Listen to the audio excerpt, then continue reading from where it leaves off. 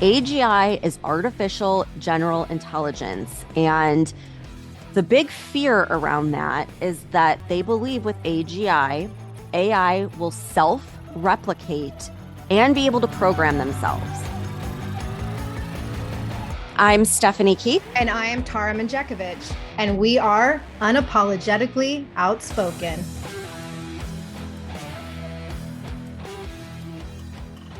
Hey everyone, happy Monday. Today we have another interesting episode for you that has to do with AI. I mean, what's not to talk about there? It's constantly evolving. But Tara, this episode, it's going to be like fascinating, but a little bit frightening all at the same time, like AI usually is. But this update could quite literally mean that the world is going to completely change very rapidly and affect all of us.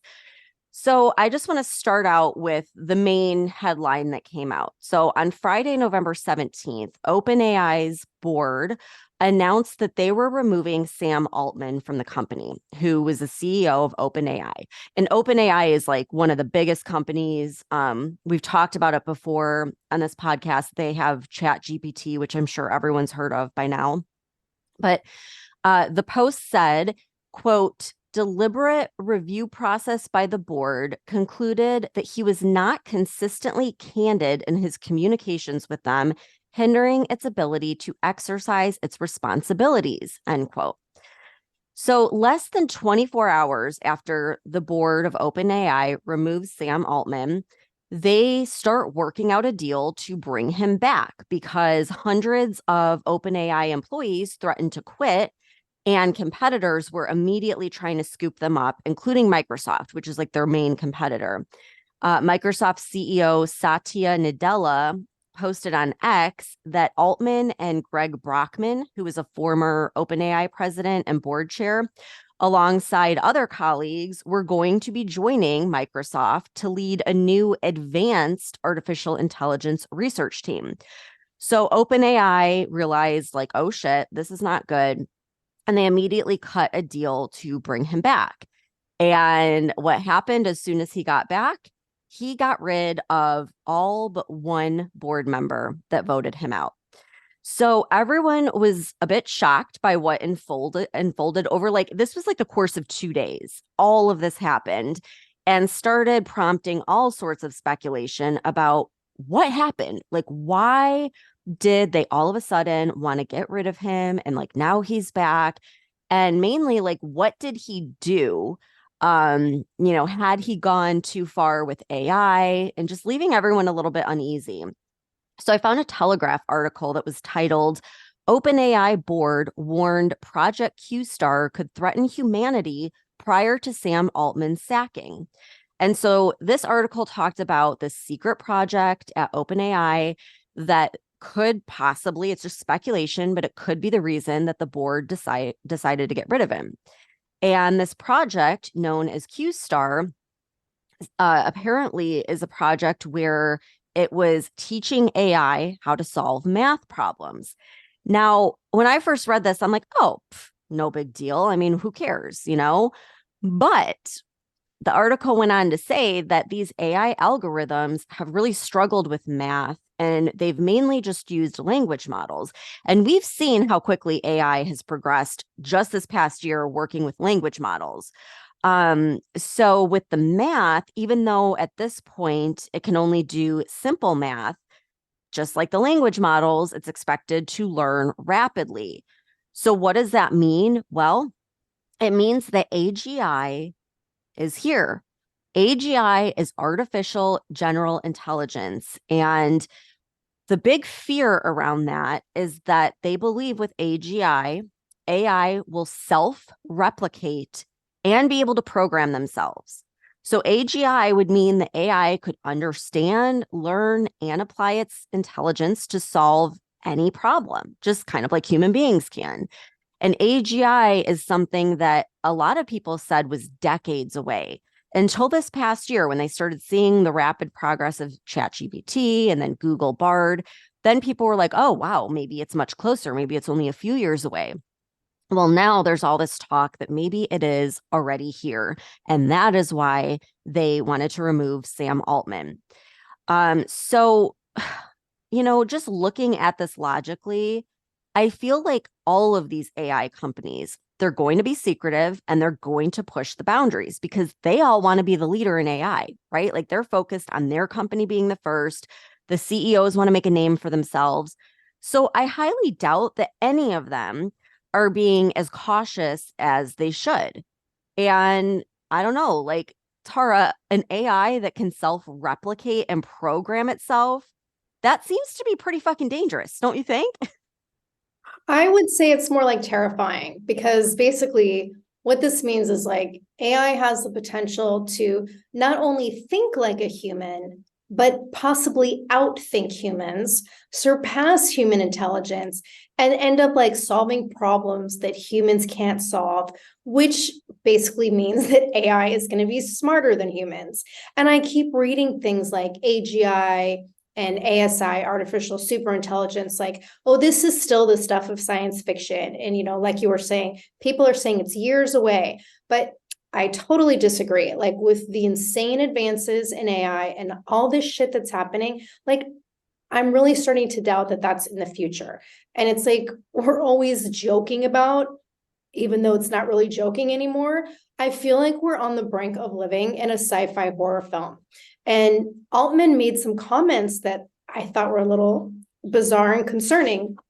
I was reading an article in Express Online where last Thursday he reportedly stated, quote, "Four times now in the history of OpenAI, the most recent time was just in the last couple weeks, I've gotten to be in the room when we sort of push the veil of ignorance back and the frontier of discovery forward. And getting to do that is the professional honor of a lifetime," end quote. So again, what exactly was the boundary that he pushed? Like, what are the details of this breakthrough that made him so completely concerning to the board that they made the move to fire him? Because the way this whole thing went down is really fucking weird and concerning to me. Oh, absolutely. And think about it, like we're hearing about all of these American companies. We have no idea what they're doing in China, for example. We know they're working on AI and they want to be the leader. We have no idea. So it is like really uneasy not knowing what's going on behind these doors. I found a Reuters article that said, quote, "The breakthrough prompted senior staff at OpenAI, the Silicon Valley startup behind ChatGPT, to raise concerns with the board about the risks posed by technology. While OpenAI denies this project as the reason for removing Sam Altman, OpenAI executive Mira Murati acknowledged that Project Q Star was a thing in an internal memo." So this Q Star thing is what has everyone a lot concerned. And this executive had put out a memo about it. So it's not some conspiracy theory. But I want to give some more like context and background just to the topic of AI safety at OpenAI. So Sam Altman is the guy who told the founders of the startup Shipmate that, quote, "I prepped for survival." And he warned of either a lethal synthetic virus, AI attacking humans, or a nuclear war. So, like, he's very serious about AI being potentially dangerous and is known as a doomsday prepper. And then you have the whole background with Elon Musk, who helped to start OpenAI. He left the company because he was concerned that there was just no safety in place. And when he voiced his concerns, he was called a, quote, speciesist by Google co-founder Larry Page because he was worrying about human consciousness after Page told Elon Musk that he wanted to create a digital god ASAP. So this all came out in an interview that Elon Musk did with Tucker Carlson. And when the co-founder and chief scientist at OpenAI, I know I'm going to butcher this name, Ela Sutskever, announced the removal of Sam Altman, Elon Musk weighed in, saying that Sutskever wouldn't have fired Sam Altman unless it was necessary. He posted, quote, "Ela has a good moral compass and does not seek power." Sutskever, who remains at OpenAI, was concerned that Altman hadn't given enough consideration to the dangers posed posed by OpenAI's work. And this was in a New York Times article. So they all are kind of hinting around that shit's going down and it's not good. Yeah, I was reading this publication called Who, What, Why.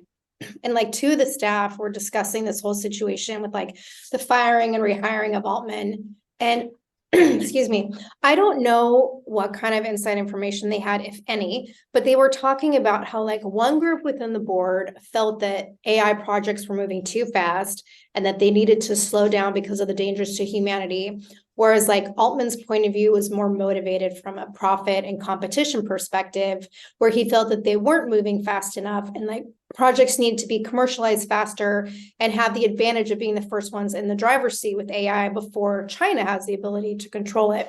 And like, again, though, either way, whatever is happening behind the scenes at AI is like, what the fuck is going on? Yeah, it's very scary. Well, on November 6th, they announced that you can now create your own GPT. So this is directly from the OpenAI website, and I'm just going to read what's on there. It says, we're rolling out custom versions of ChatGPT that you can create for a specific purpose called GPTs.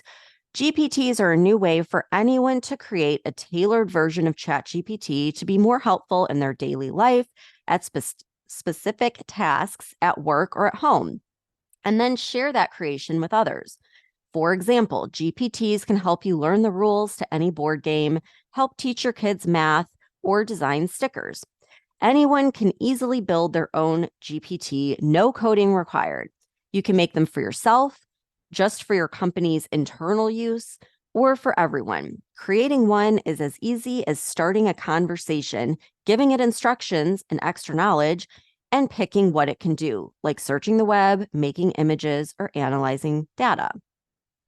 Okay, I just have to say, like, this shit is making us lazier, as if we're not already lazy enough with the ease of internet and social media. But you mentioned earlier, like Google Bard. And for people who don't know what that is, it's Google AI's chatbot.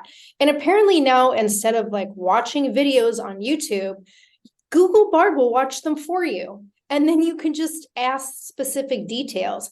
There was an article in T3 and it was talking about how instead of watching a YouTube video on like how to make scrambled eggs and having to like scroll through and find out how many eggs the recipe calls for, you can just ask Google Bard and it will tell you ahead of time. So like, I'm sorry, we're already lazy watching everything on our phones and computers. And like now you can ask AI to do it for you. Yeah. Well, and I was on, of course, TikTok the other day, and this woman posted, she's like, is anyone else having a really hard time sitting down and watching just like a Netflix show? Because she's like, I am so used to TikTok that I can't commit to like watching one thing for like 30 minutes. My attention span is gone. And I was like, oh my gosh, she's right. And so many people were commenting the same thing. And I'm like, it's kind of scary how quickly we are adapting to this technology. And my question with this whole create your own GPT is, how quickly will this replace everyone's job? Like if you could create an HR GPT, a graphic designer GPT, a tech support GPT, and so on, wouldn't every company in the world do this? Because when you think about it, like their biggest expense is their people. And you could just pay for, a GPT once, or maybe not even pay for it, I'm not sure, and have it done like forever. And I mean, think about it. Like, think about how many greedy CEOs there are out there. They're going to use this to their advantage. Like, look at Amazon, who already replaced a ton of warehouse workers with robots. And like, this can all happen very quickly because it's already rolled out. Like, I think it's in the beta version now, or maybe not even, maybe it's moved out to the general public. But this morning, I actually came across an interview from Joe Rogan. This is from October 6th, where he was interviewing Sam Altman. And he specifically asked this question, like, what are we going to do when all of these people lose their jobs? So let's listen to Sam Altman's response. Back to the initial question. If we do have something that completely eliminates factory workers, completely eliminates truck drivers, delivery drivers, things along those lines, that creates this massive vacuum in our society? So I think there's things that we're going to do that are good to do, but not sufficient. So I think at some point we will do something like a UBI or some other kind of like very long-term unemployment insurance, something, but we'll have some way of giving people, like redistributing money in society as a cushion for people as people figure out the new jobs. But, maybe I should touch on that. I, I'm not a believer at all that there won't be lots of new jobs. I think human creativity, desire for status, wanting different ways to compete, invent new things, feel part of a community, feel valued, that's not going to go anywhere. People have worried about that forever. What happens is we get better tools and we just invent new things and more amazing things to do. And there's a big universe out there. And I think, I mean that like literally, in that there's like space is really big, but also there's just so much stuff we can all do if we do get to this world of abundant intelligence where you can sort of just think of a new idea and it gets created. But again, that doesn't, to the point we started with, that doesn't provide like great solace to people who are losing their jobs today. So saying there's going to be this great indefinite stuff in the future, people are like, what are we doing today? So, I think we will as a society do things like UBI and other ways of redistribution, but I don't think that gets at the core of what people want. I think what people want is like agency, self-determination, the ability to play a role in architecting the future along with the rest of society. Okay, so basically it sounds like there's no plan in place. Like, he points out that he thinks that there will be, some sort of universal basic income and, they'll just figure out a way to distribute the wealth. Well, I call bullshit. Like, look at COVID, what happened. During COVID, they didn't do that. In fact, the biggest shift in wealth in history from the middle class to the wealthy happened during COVID. And I'm sorry, but universal basic income is pretty much a fancy way of saying welfare. And I don't think that gives people much comfort. And I also find it disturbing that he is being very forthcoming with saying like, well, we'll have to figure it out. But at the same time, he's the guy who is instrumental in creating this technology that's taking people's jobs away, acknowledging that it's taking people's jobs away, acknowledging that people want to feel like they're doing something and part of something, and at the same time saying, I don't have a solution for you. Like that's kind of fucked. I'm sorry, it's fucked. And according to Bill Gates, like AI is going to result in people only having to work 3 days a week in the future because it's going to take care of all the busy work for us. And then just recently, I guess, JP Morgan CPO Jamie Dimon told Bloomberg something very similar, that like the next generation of workers is only going to need to work like 3.5 days a week in the office thanks to AI. And we mentioned this on a past podcast, but when the World Economic Forum published their Future of Jobs Report 2023 back in May, it was predicted that AI is going to create 69 million new jobs, but at the same time eliminate 83 million jobs. So what are we supposed to find comforting about that? Right. And then are they going to pay people the same for working 3 days instead of 5? Or is that going to be justification to cut everyone's pay? Right. And it's like, here's something else too, like, we've talked about this before, like with AI, it makes it impossible to tell like what's real and what's not real, right? And going back to this whole thing with what happened to Chat GPT, the two guys that were talking in this article were talking about the dangers of AI. And this is something that I also like wasn't fully thinking about. But one of the guys said, quote, I think the dangers are enormous. One of the things that is happening right now in governments around the world, not just the United States or Israel or Ukraine or Russia or China, but also Argentina, is the question, can democracy work when the communication system is unreliable? And what this rapid development of AI threatens to do is shake up the entire communication system. You can't have democracy if everybody is being fed a different picture of what's going on, and it's impossible to decide what's right or what's wrong. And then he said, by way of analogy, the BBC just did a thing on lab-grown diamonds. So you can manufacture a diamond that's indistinguishable from a real diamond. So now the entire market of diamonds is going through the floor. So these things, these disruptions have a really huge effect on the entire world, end quote. And so the other guy comes back and says, quote, I think the more provocative story involves inevitability. That is to say, we know behind all this lurks the profit motive, broadly defined. These are people who want either money or fame or some sort of power. Just group that under profit. And here's this new toy, and this new toy is a very powerful toy, and it cannot be stopped. I think that's the interesting thing. You fire Sam, and 12 hours later, he pops up at Microsoft. Everybody goes with them. There's a power here in technology that is almost impossible to keep in the bottle. And like, to me, that's like, that says so much, you know, because it is about power and control. Mm-hmm. It is. And it's crazy because it's like this new tool, but again, it's available right now. This isn't in the future. It is on their website. There's people in AI testing it out. There's probably just regular people testing it out as well. But basically, an entire company could be run by one person that just creates a bunch of GPTs, you know? And in fact, they don't even have to create them because OpenAI is making it shareable where someone can create it and then sell it like on their platform. So again, like a company, instead of dealing with all these issues with human beings, they could just get rid of them, pay for this GPT once, and never have to hire another employee again, you know? And like you can constantly tweak it and prompt it and make it better over time, like we've seen already with Chat GPT.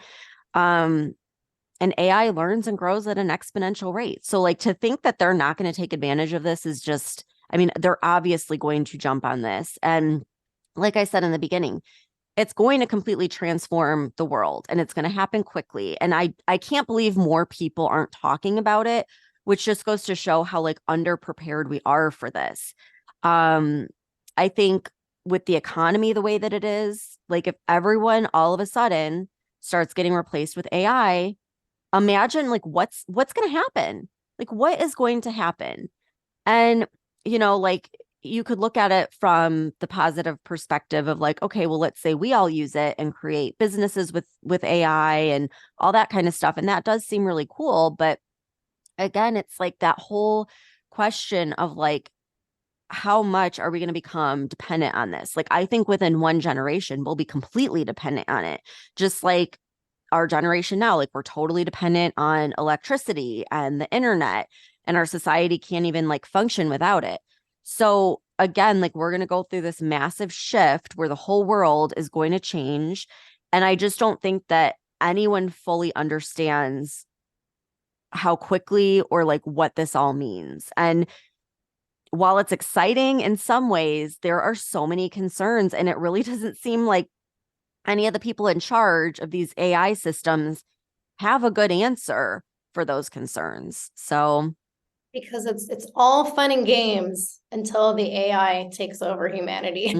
yeah, they just want to be the first with the latest, you know, update. And that can get out of hand really quickly. And, you know, It's either going to be AI nuclear weapons that, you know, control themselves and wipe out humanity, or we're just going to have like humanity so dumbed down from not having to learn how to do anything themselves that it will be like AI controlling humanity. yeah, we'll be, I could totally see it. Like we'll end up being in like a simulation because it's comfortable, it's easy. There's no, you don't have to worry about going outside and getting hit by a car. You could just go in this virtual AI world. And I mean, it sounds again, like you said, like science fiction, you know, but it's here. It's already here. It's just a matter of like how quickly is everyone going to adapt to it, and looking at how quickly everyone adapted to Chat GPT and things like TikTok, you know, like I think it's going to happen quickly.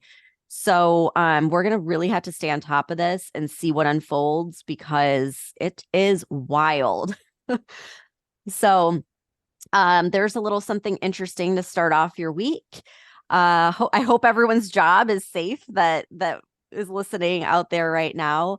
But we'll be back here on Wednesday with some more updates. Thanks everyone for tuning in. If you're sick of all the crazy shit going on in our country and you want to express your support and patriotism for the show, head on over to our Etsy store at UO Patriot Chicks and check out our new stickers. The link can also be found on our website. If you love the show and you want exclusive episodes, support the podcast and join the conversation by becoming a member of our Patreon community. We'll be posting weekly member-only podcast episodes and content that isn't available on the weekly podcast.